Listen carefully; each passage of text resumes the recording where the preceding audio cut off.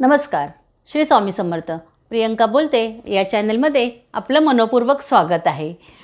उद्या अष्टमी आहे. अष्टमी म्हणजे आपला हवन, नवरात्रीमध्ये हवन करण्याचा दिवस असतो. अष्टमी व नवमीला आपण हवन करतो. हवन म्हणजे अग्नीच्या समोर केलेली पूजा, ह्याला हवन म्हणतात. नवरात्रीमध्ये 9 दिवस देवी माताची आपण पूजा करतो व शेवटचे 2 दिवस महाअष्टमी व महानवमी या दिवशी हवन करून ती पूजा आपण समाप्त करतो.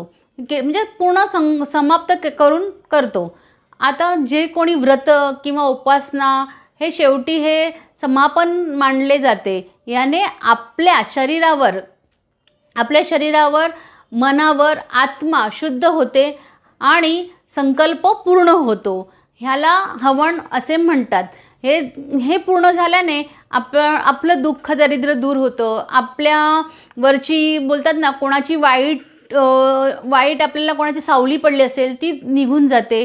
असं हवनाचं आपण हवनामध्ये जरी स्वाहा केलं तरीही आपले सगळे दुःख दूर होतात व आपल्यावर पडलेली वाईट छबी ती निघून जाते. यासाठी हवन जिथे असतो तिथे जाऊन तुम्ही हवन पात्रामध्ये थोडंसं स्वाहा असं करायचं आणि ते हवनाला नमस्कार करायचा आणि आपल्याकडून काही चुका झाल्या असतील किंवा काही दोष असतील ते तेथे मांडून आपली पूजा